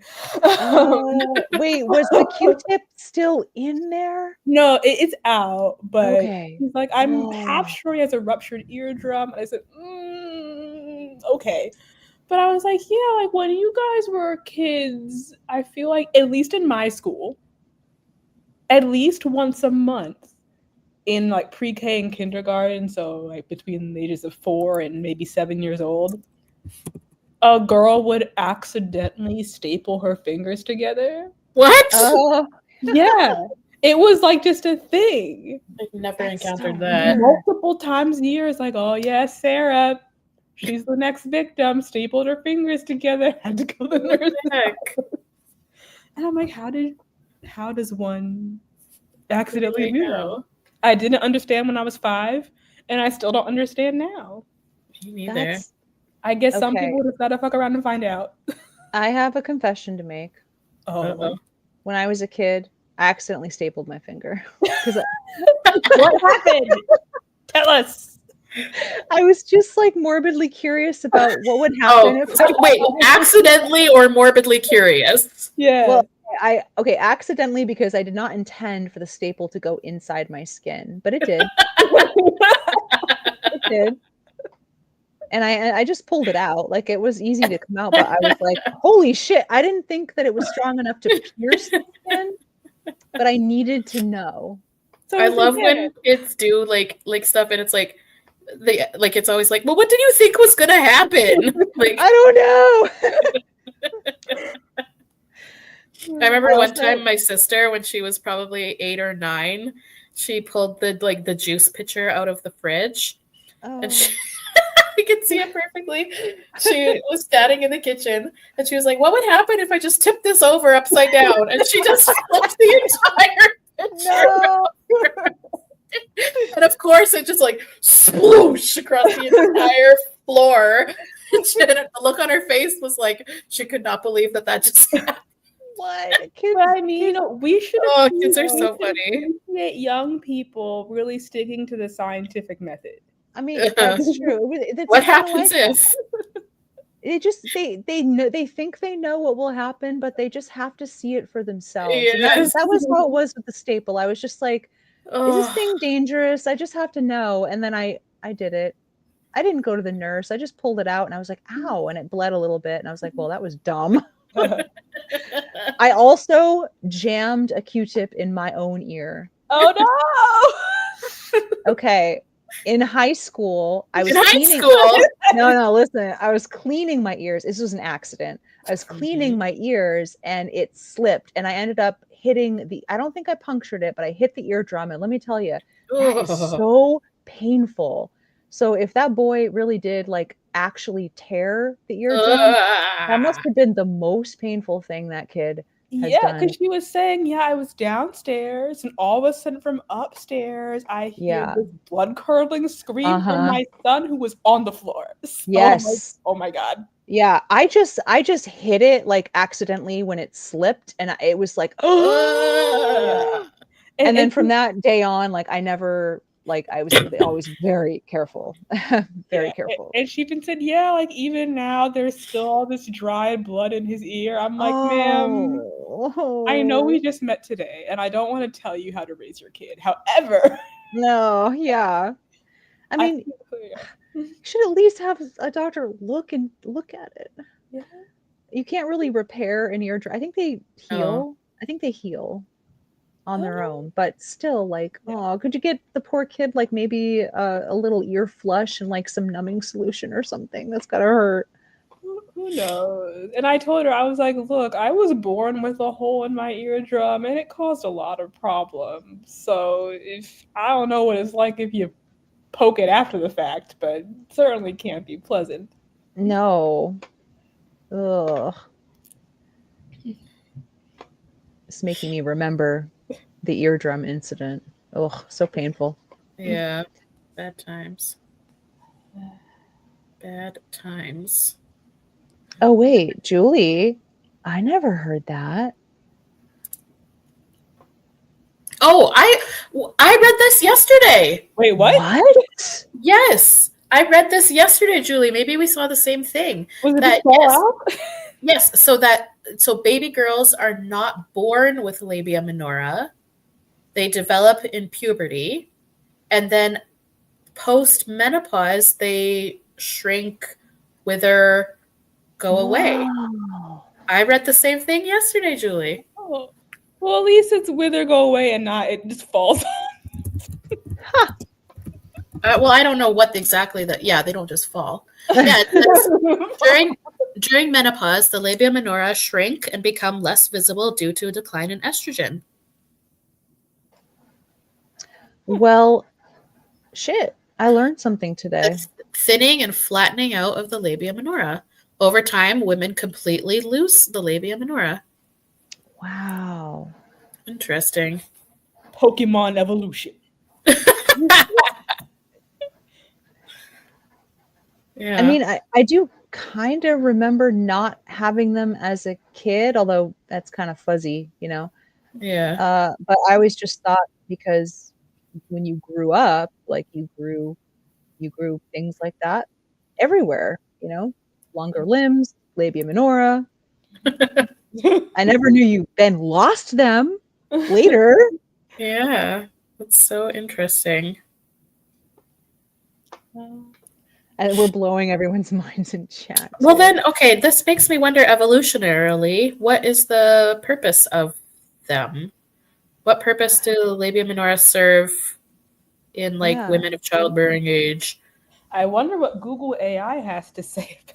Ugh. Oh no, they're gonna say. Yeah, that's an interesting question. I wonder, are they? I don't know, because it can't be for protection because we'd keep them otherwise, right? I Some kind of suppose, unless your biology maybe. just assumes that you don't, like, you're not sexually active after. Like, I don't know. I mean, Teal is saying your pubic hair goes away too? Yeah, I've heard that. yeah, but hair thins everywhere in the elderly Yeah, too. True, that's yeah. true. It's not just there. Yeah.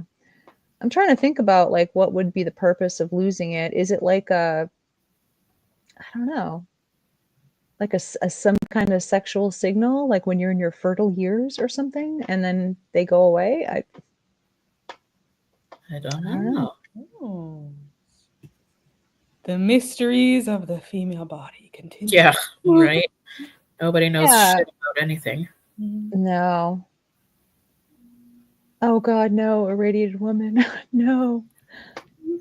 Oh my god! No, no, no, no, no. That's what I thought. I was like, it just what? You just wake up and it's just there?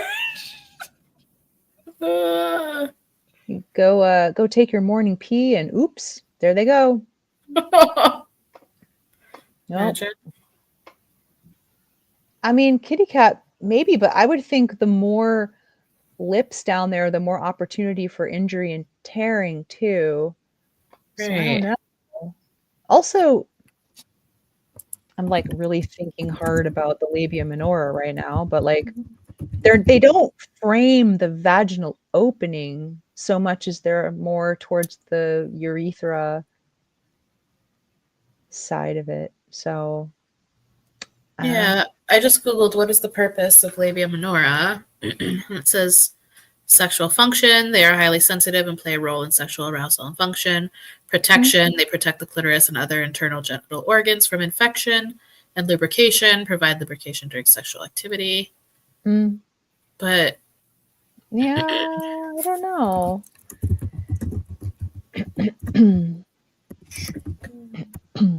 but why do they shrink? Just says lack of estrogen. Yeah. But why? Another female body mystery that no one knows about because nobody knows anything. They don't. I mean, 10 years. oh God, I should know this. I'm the oldest one here. Honestly. I mean, it's the same. I mean, there's also vaginal drying too in older women because of lack of estrogen. Estrogen, yeah, that's why. Yeah. And lack of estrogen, isn't that how menopause gets kicked off in the first place? Is that a lie? It feels like it's like a long your process. levels deplete. Yeah. I don't know if it's just estrogen though, or progesterone too. I don't know. Actually, I should learn more about menopause because I'll be there soon enough. I mean, there is a musical. I haven't seen it though. A musical? Menopause a musical. Never heard of this. Yeah. I've heard of it, but I've never seen it. Yes. I don't know if it's actually educational or if it's just, I don't know. Huh. Yes. Interesting. Yeah, actually, when we were, I had to get an artist team from their hotel in Vegas to the airport before we were about to fly to Mexico for the next show. And I was kind of behind in planning, but then when we pulled up to the hotel the day before, I saw a nice like shuttle bus, and I thought, oh, that's a nice bus. And they had the advertisement on the side, so I called them and said, hey, can I book your shuttle for like tomorrow? They said, yeah, sure. And then instead of that bus, which was like, pretty standard, like 20-seater white bus, a bus that was, it was shaped more like a school bus, and that like the doors did the like. Oh yeah. The bifold. Yeah, but instead of yellow, it was just a huge wrapped advertisement for Menopause the musical. Oh. The whole bus was pink. That's so funny. This hip hop group full of dudes come out, and they're like, "What the fuck?" I said, "You know what? Get on the bus. Embrace Menopause the musical, you cowards." Oh, that's a great story. I love that. That's awesome. Get it? You know what? Get on the bus. You can't be photographed like this. I'm like, your fans have gone home. Get on the bus. Go to Mexico. Oh my god, that's so funny. Hey, wheels are wheels, right? Yeah. Yeah. There's never a dull moment in Expired Milk's work life. No. Well, no, I just never relay the dull moments to you. Oh, sorry. Just get in the menopause bus. Just get on the menopause.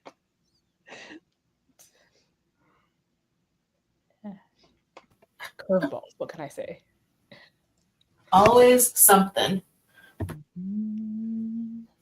So yeah, I was saying I'm interested. Like I said, in recent tours I've done, I think we were talking before about changing attitudes in America with the political landscape and all that. I am curious what this upcoming one will be like, because we're going to all the usual suspects of Alabama, Mississippi, Oklahoma, Texas, blah, blah, blah. When does your next tour start?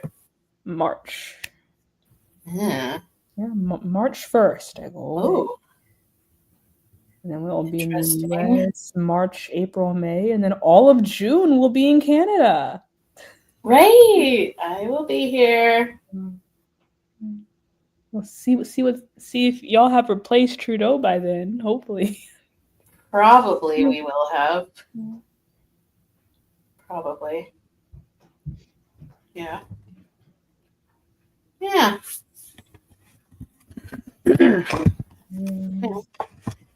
Probably wrap up soon, I think. Yeah. Yeah. This has been a great chat. Thanks for joining me. Of course. And thanks for me too. Yes, and thanks for the random quickly. We switched the topic quickly and everyone was like, yep, sounds good. But it was apt to talk about all this nonsense. So yes, very timely. Mm-hmm. Yeah. So hopefully day 2 in Trump's America is not as insane as day 1 was. Cross my fingers for y'all tomorrow. Trump's a creative guy. I'm sure he'll just keep the hits coming. Yeah. Can't wait. Well, yeah, we'll see. And thank you, chat, all the wonderful people. It's so nice to have you all here. This was really engaging, on fire chat this evening. So thanks for that. Yeah. In the description box, there's links to Expired Milk and Existential Gamers channels, so you could go subscribe to them. And let's see, I need to quickly look at the calendar. Probably I will be able to stream next week because I'll be house sitting. So back as usual, either Monday or Tuesday next week. Oh, not Monday, because that is my dad's birthday and I'm going to my parents for dinner. So Tuesday probably next week. Yeah, maybe later this week. We'll see.